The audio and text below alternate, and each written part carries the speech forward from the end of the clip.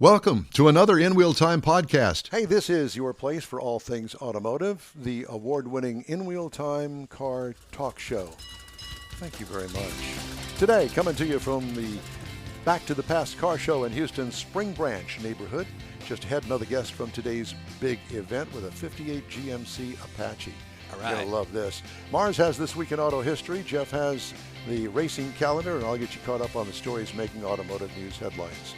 Howdy, along with Mike Out of This World Mars. We always need more Jeff Zekin. Chief Engineer David Ainsley joins us today. I'm Don Armstrong. Glad you could join us. And thank you very much for joining us today.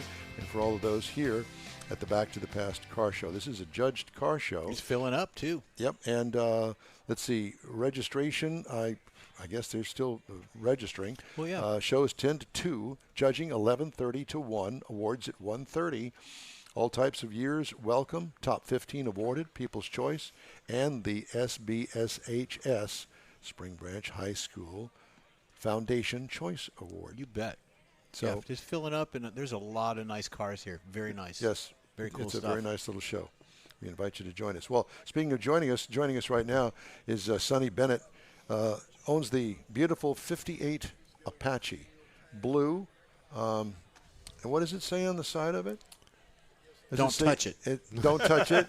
And Ella Paint, is that what it is? Ella Paint Body Shop. Is that one you own? I own it. I've been involved in it since February of '73. Wow. 73. You're telling your age now. Yeah. You're showing your age too. I graduated here in '72, and I've been in paint body business ever since. Wow. Over on Ella Boulevard? Ella Boulevard from '67 to '72. I went to work for them in February of '73, and I own it now. You bought it in '79. Very nice.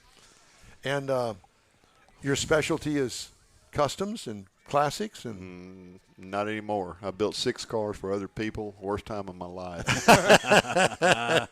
Why does everybody say that? Because it's somebody else's car, and you really, I mean, you're in it, but you're not in it, you know? It's not yours. When you sign a contract to build a car, you're due X amount of dollars at X amount of time. Yes. It's $60,000. Everybody run out of money, and I'm supposed to renegotiate my end of the deal. Mm-hmm. Yeah. You either go find more money or come get your stuff. Yeah. So what are you just doing general body work these days, paint and body? I had a choice, build classic cars or fix collision.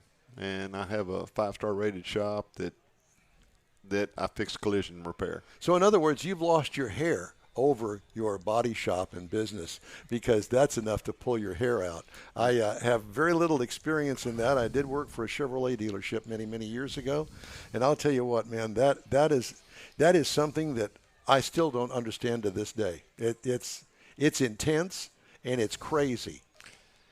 Well, you have a choice to make. If you're in the paint and body business, you can run the shop or the shop can run you. Yeah, and you've decided to run the shop. I run the shop, and the people won't tell me what to do. I ask them to leave. There you go. I want to ask you a question that I've never actually asked a paint and body guy. So when you give an estimate, a damage estimate for a repair, how do you know that bracket that's back in the back that you can't see, you know that it's bent, but you can't prove it, but you got to order it and you make the estimate off of that? Because how are you competitive with other body shops by not, I mean, obviously you've got decades of experience doing this, but how do you know that? Well, the first estimate is an initial estimate. Anything else above that is a supplement. Mm-hmm. And as you tear a car apart, you're going to find hidden damage. And it's up to you. I am not a member of an insurance company's DRP program. Whatever that is. It's an insurance company started a direct repair program in 1983. And to be a member of that program, you have to sell your heart, soul, and dignity out to the insurance companies. Oh, no. And you lose the value and the quality of your shop. Sure. And then they want to tell you how to run your business. And yet you work for yourself. And you choose then. You work for you or you work for the insurance companies. I ask the insurance companies to leave, just pay the bill. But I'm not a member of their program. I repair cars the correct way, or I don't repair them at all. Good for you. So obviously you're talking about later model cars, but what if something like that came in, like a 58 Chevy Apache came in with a dinged fender that needed some work? Well, there's two different deals. You have a collision shop or you have a restoration shop. The problem with restoration shops are they're a dime a dozen. They watch too much TV. They charge too much money. They're probably not worth the product you're getting, and you have to make a choice. You want to build cars for a living, or you want to repair cars for a living. I don't consider myself a car builder. I've redone 24 of these cars of this quality build, and every one of them are still around to this day. But I don't watch TV. I piddle with cars. I repair them Monday through Friday. I build them on Saturdays and Sundays if I don't go to car shows. Are you a married man? Yes, I've been married to my wife for 31 years. We've been together 33. And she's still putting up with you. Well, she does her thing, and I do mine. There you We go. meet in the middle. That's it. Well, so let's talk about your 58 Apache over here. You know, you just don't see many of those. You see other vehicles like it, kind of. But 58 is pretty rare. Dual headlights, I think that's one of exactly. the. 4 years ago, you couldn't give a 4-headlight truck away. The problem is they run out of 2-headlight trucks. So I have a high-end build 55 Chevrolet Bel Air, and I wanted a matching 55. I was going to paint it and have a matching pair. I couldn't find a decent 55, but I found a decent 58, and I was going to leave it all original. Well, you can only get flipped off so many times for going 55 miles an hour. And a friend of mine called me and said that I have a motor and a transmission out of a 2016 Sierra. It's got 4,000 miles on it, and you can buy it for $2,800. I said, I'm on my way. And I blew the truck all apart, and prior to COVID, the truck was mocked up. The frame was done. And my wife called me and said, they're going to shut your business down. You won't be able to work. Well, then they ruled me in an essential business, and I built that truck starting April 4th and finished October 2nd. Wow. Had plenty of time. I had plenty of time. Yeah, nobody messing with you. Now, on October 2nd, I left the city of Houston with 85 miles on it. I go to cruising the coast every year. And the next morning, I woke up with 485 miles on it. So it tells me I'm 400 miles away from Gulfport, Mississippi. There you go. There you go. That's great. Have you ever been on the hot rod tour of Texas? I've been I did the hot rod tour one time. I'm not very good at following the leader. I'm not very good at being told what to do. Gotcha. So I'll see you at the destination. Now, what kind of transmission you got in that? It's got a 6L80. That truck has a 6-speed transmission, 4-wheel disc, air conditioned, 21 miles to the gallon. So fun to drive. in other words, bad. 2024 model. It's a brand new truck with an old body on it. You got it. Yeah. And that's the way it should be. Every nut and bolt's brand new. Wonderful. Where did you find the truck? I bought the truck from a dealership in outside of New Orleans. A rich guy bought the truck all original, and a guy that owned the dealership asked him to bring the truck up there for a car show. He brought the car up for a car show and left it there. It sat there for about 4 years, and finally they put it on the showroom floor and said, sell it. I bought it. Yeah. Sweet. Well, obviously, with fate played a part in that because, I mean, you just don't run across a truck like that. And it sit around for all those years and put it on the – Not outside sitting around either. It sat on the showroom floor of a dealership for 4 years. Wow. Yeah. And the problem with, a paint job covers a lot of mistakes. Yep. The truck was wrecked real bad in the B-pillar, and I had to put a whole cab panel on the truck. It's I don't know. That's what I do. Well, you did an Fantastic. absolutely I'm beautiful telling you, job. it is. Now, the beige part there by the window, was that the original – was it styled that way? No, the truck was originally green with a white top. Okay. I didn't want a white top, and I didn't want white. So when I painted the truck, and they have a turquoise in that year of cars, and I didn't want that color turquoise. I wanted a different one, so I have the water-based paint system in my shop, and I wanted a color that I could fix if something happened to it. So that's a PPG Fleetline color called Hot Licks Turquoise. And I tried to go with You white. bought it because of the name. Right. Yeah. Well, the women loved the color, and I was going white, but white was too bright, so I went with the beige. And the beige in the logo is the same on the back of the cab and on the inside. Good call. And Well, that's one of the most beautiful trucks, a 58 truck I have ever seen. I mean, look even underneath the hood. thank you. Yeah. You done good, is what I'm Good. telling you. Well, it just came back from Mississippi for the 5th time. Yeah. I mean, we drive them. I tell people all the time, if you have a classic car and you don't drive it, you trailer it, you're missing all the fun. You wasted your money. Yeah. I built a Corvette one time. I bought it new, drove it for 35,000 miles, and then I decided I wanted to show it. Well, custom paint job, did all the pinstriping underneath the body, mirrors, all of that. I did that. Never again would I ever do that. Well, no, I drive my cars. I built 24 cars. The first 10 had chrome everywhere, and I learned a long time ago that you got to clean that stuff. Exactly. Yeah. And if you break down on the side of the road, nobody has the parts for that pulley system. And when you go to replace it, you got to buy another whole pulley system. So the last 14 I've done all had factory pulley systems on them, because you can buy the parts anywhere, continental USA. Right. And if you drive them, you're going to break down. Yeah. And what year engine is it? It's a 2016 GMC Sierra 5.3. Nice. It's the LT edition. So, I mean, again, you kind of fell into the whole thing. Hey, man, you want to buy the motor? Yeah. Well, I learned a long time ago. I went through a real nasty divorce, and I was broke. And the best time of my life was when I had $10,000 to afford anything I wanted. And if I couldn't afford it in that $10,000, I waited till I got more money. And I didn't buy nothing else till I replaced my $10,000. And that truck is, I said, I built 24 cars, and every one of them are good as they get. Nice. And I have people want to buy them all the time. So there's no filler on that one. There's plenty of filler on it. Someone says, oh, my car doesn't have Bondo, but they're lying to you. Well, yeah, but I mean, that's just Because even some of the best car builders out there, they skim coat every Yeah, car absolutely. they build. Absolutely, yeah. Yeah. So that skim is a filler. And if someone says, hey, I don't use Bondo, well, you're going to have a lumpy car. So how many others do you have in your collection? I have two others right now. I have a 55 Bel Air, and I just finished a 66 Nova. Oh, and they're yours. Mine. 60. This is a Nova, man, right Yeah. there. my The first Bel car was Air a is the Nova. one you were talking about that kind of matched this one. Well, I have an awful expensive Nova. Jack is here with his Nova. Fireman Do Jack. you? And why do you say that? I've got people interested in it, and the price is over $135,000. So that's a pretty expensive car. Yeah. And you'll probably get it. Good stuff in it. It's sold. You sold it. All I got to do is get rid of it. Oh. All I have to do is turn it over. I have 5 people want to buy the car. Wow. If one backs Really out, nice. one backs out. I got 4 right behind him. So what's going to be the day that you sell it? I mean, what's going to be the deciding factor on who you sell it to? My friend has the first dibs, and he's not backing out.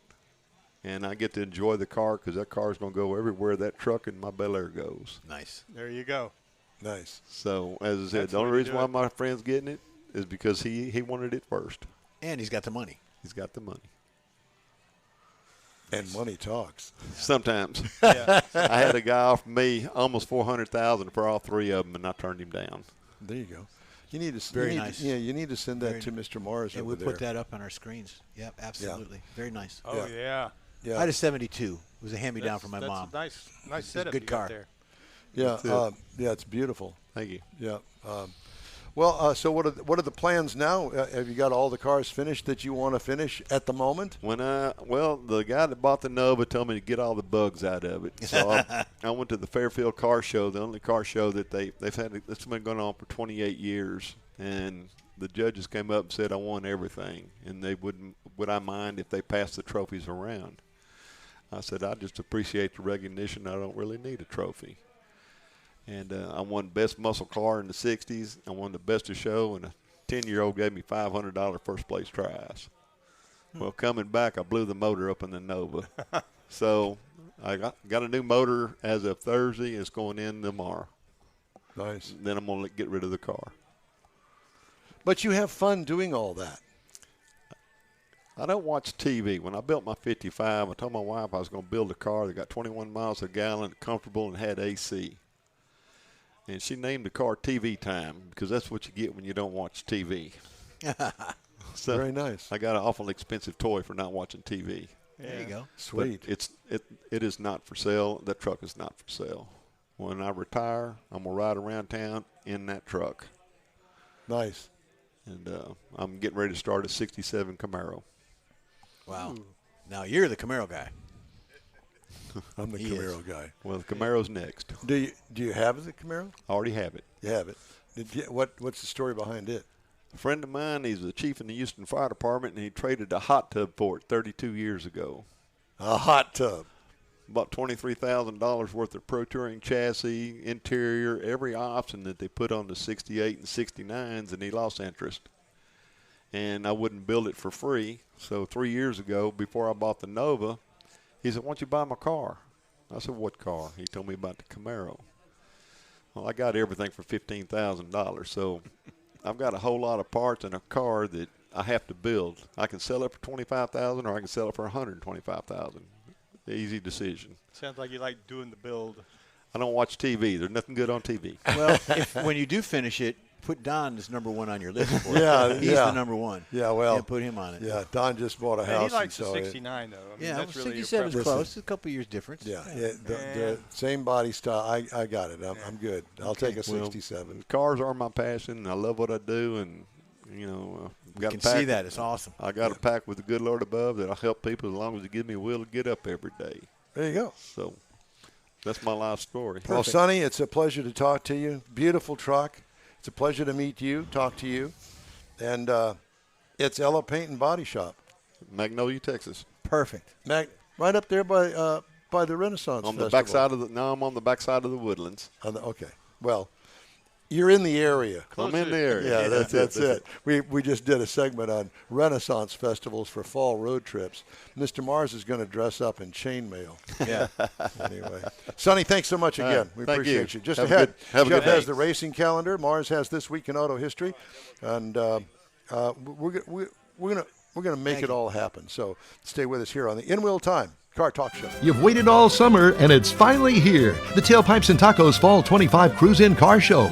It's been a while, but the popular Tailpipes and Tacos Cruise-In returns to the Lumpy Tortilla Tex-Mex in Katy, Saturday, October 18th. Make any donation to Shirley's Kids and get a free breakfast taco. There'll be mimosas and Bloody Marys, too. Get to the best cruise-in of the year. Tailpipes and Tacos Car Show, Saturday, October 18th, 8 to 11 a.m. Cruise in, make a donation of any amount, and grab a free Lumpy Tortilla breakfast taco. Tailpipes and Tacos only happens at the Lumpy Tortilla Tex-Mex in Katy, 703 West Grand Parkway at Kingsland Boulevard, just south of the Katy Freeway. Join the car camaraderie and your car will automatically compete for one of 3 Chili Pepper trophies at no charge. Fall is here, and what better way to celebrate than with a free taco at Tailpipes and Tacos Cruise-In Car Show, Saturday, October 18th, 8 to 11 a.m. It's the cruise-in you won't want to miss. Lumpy Tortillas, Tailpipes and Tacos in Katy. Time to fire up those engines and pay tribute to the folks who make freedom possible. Bastrop's own Heroes in Hot Rods is rolling in for Veterans Day weekend. Friday night, downtown cruise. Saturday, 400 of the coolest rides in Texas.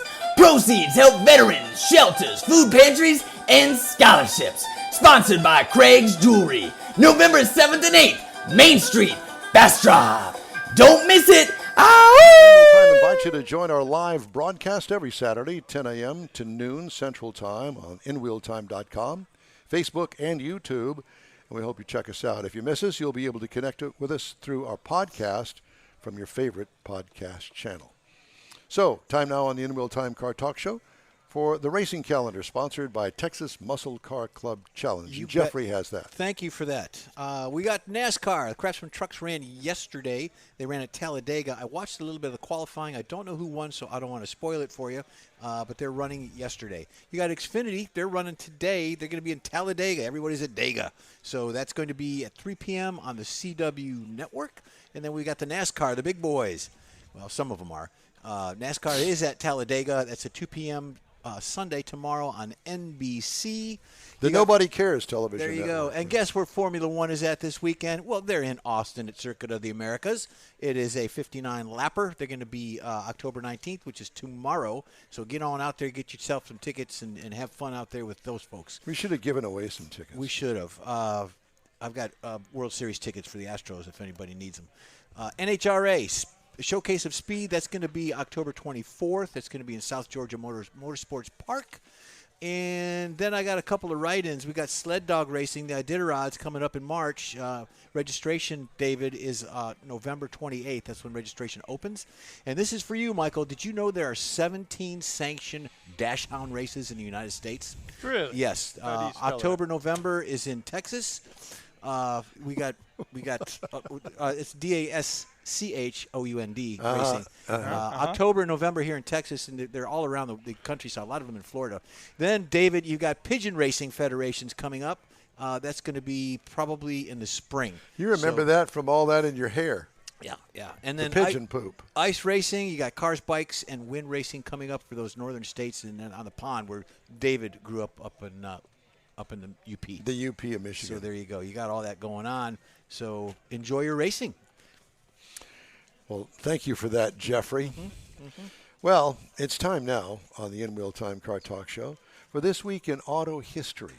And we actually had a bit of history live and in living color here about 20 minutes ago. Yes. So if you missed it, you'll have to check it out on a podcast. Very nice. Very nice. Yeah. All right, time now for auto history, Mr. Mars. All right, starting in 1915, Packard introduces the Twin 6, and it was really two sixes put together, so they created their V12 is what it amounted to. And what they were doing this for was to stay competitive with the really luxury cars of the time, the Pierce Arrow and the Rolls-Royce. Now, this particular one, they started out initially with 424.1 cubic inch with 88 horsepower at 2,600 RPM. And it became a symbol of prestige, and it's really what put Packard up there as a premier automaker. Then going up to 1933, the first American drive-in theater opens. Now, this is cars have become part of American people moving around and getting around, so it became part of the intimate entertainment culture. Now, the first test the guy did in his driveway, he took and nailed some screens up to some trees and invited some people to come over and watch it on a small projector he had just to see how they felt about watching movies in their car. So the first one he actually built was in New Jersey, had room for 400 cars. The screen was a 40 by 50 foot screen, and the speakers were on a big tower by the screen blasting out, and so the people in the back had a little trouble hearing. But one thing also I wanted to add in here was there was a movie that came out real popular at the drive-ins in 1957. It was I Was a Teenage Werewolf, and I'm sure you, Don, you remember that one. Michael Landon was the guy that starred as the werewolf. And one of the little notes there on the screen, it says, special note, well calculated to frighten all blondes, brunettes, and redheads into the nearest male's protecting arms. Don still uses that on his business card, personal business card.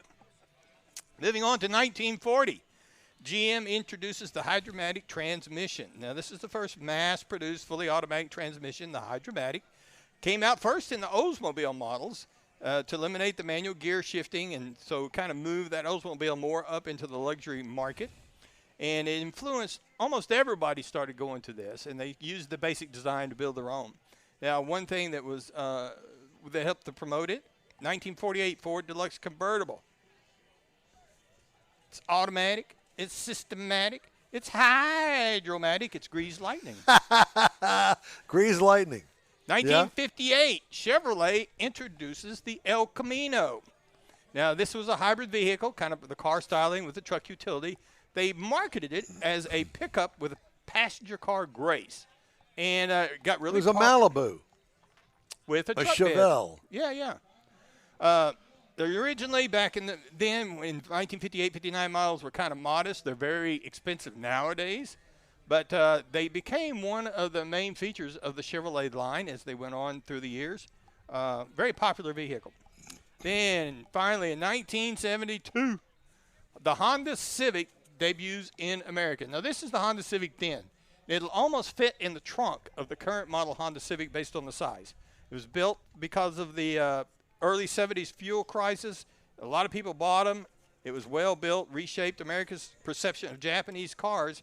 And it really became part of Honda's global success and their long automotive staple that they've used around the world. And that is This Week in Automotive History. Huh. Interesting. As I remember when the Honda came and everybody went, Honda, they build motorcycles. They didn't build cars. Friend of mine in middle school had a Honda 50. Man, I thought that thing was the bomb. Yeah, they were fast little bikes. Well, I mean, it was better than At my the time, homemade motorbike that I built on a 20-inch frame. Well, you're a little kid and you got all that, horsepower and coolness. Testosterone going, yeah. With the federal government's $7,500 tax credit for electric vehicle buyers now dead, many automakers are digging into their own coffers for big discounts to keep EV inventory moving. Hyundai Motors, for instance, has kicked in $7,500 cash incentive on the 2025 Ioniq 5 this month and cut the small crossover's sticker price by up to $9,800 for 2026. GM and Ford thought they'd found a way to help customers benefit from the tax credit for several more months, but they abruptly backtracked amid political pressure from two Republican senators who condemned the workarounds as nefarious schemes to continue bilking the U.S. taxpayer. Always. Both companies said they will offer comparable lease deals on their own dime instead. Crosstown rival Stellantis already had been replicating the value of the tax credit, which expired September 30th, with similarly generous incentives. Automakers' decision on how to price and market EVs now that federal subsidies have disappeared will vary, reflecting differing views of the segment and their share of it. Several brands, including Tesla, Chevy, and Nissan, have introduced lower-priced EVs to court buyers seeking options nearly as affordable as gasoline-powered vehicles, which it should have been all along. Why do I have to pay for your EV? No, I'm not going to pay for your EV or anybody's EV. Right. Well, where do you think the $7,500 came from? Oh, absolutely. Thank you. Second-generation Chevy Bolt, which returns for 2027, starts at less than $30,000 with shipping. Tesla, meanwhile, debuted new versions of its Model Y crossover and Model 3 sedan priced near $40,000. Just wait long enough. I'm telling everybody. All right. Hey, we'd love to hear from you. Shoot us an email. The address is info@inwheeltime.com. We are back after this. You own a car you love. Well, why not let Gulf Coast Auto Shield protect it? Houstonian John Gray invites you to his state-of-the-art facility to introduce you to his specialist team of auto enthusiasts. We promise you'll be impressed. Whether you're looking to massage your original paint to a like-new appearance, apply a ceramic coating, install a paint protection film, nano-ceramic window tint, or new windshield protection called ExoShield, Gulf Coast Auto Shield is where Houston's car people go. Curbed your wheels? Instead of buying new, why not have them repaired? How about a professionally installed radar detector? Gulf Coast Auto Shield does that too. Get a peek inside the shop and look at the services offered by getting online and heading to gcautoshield.com. Better yet, stop by their facility at 11275 South Sam Houston Tollway, just south of the Southwest Freeway, and get a personal tour. Gulf Coast Auto Shield is your place to go for all things exterior. Call them today, 832-930-5655 or gcautoshield.com. Rev up your engines. It's time to roll back in style at the Back to the Past Car Show. Join the Spring Branch Senior High School Foundation Saturday, October 18th at Cornerstone Academy, 9016 Westview Drive in Houston. Classic cars, trucks, and motorcycles. Family fun, food, music, and memories. There's something for everyone. Proceeds benefit local students and programs. Don't miss the shine, the chrome, and the nostalgia. 10 to 2, Saturday, October 18th, Back to the Past Car Show. SpringBranchBears.com/car show for more information. In real time will be there too.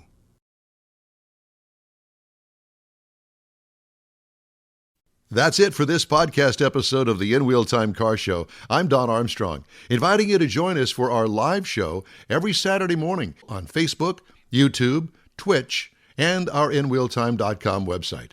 Podcasts are available on Apple Podcasts, Spotify, Stitcher, iHeart Podcast, Podcast Addict, TuneIn, Pandora, and Amazon Music.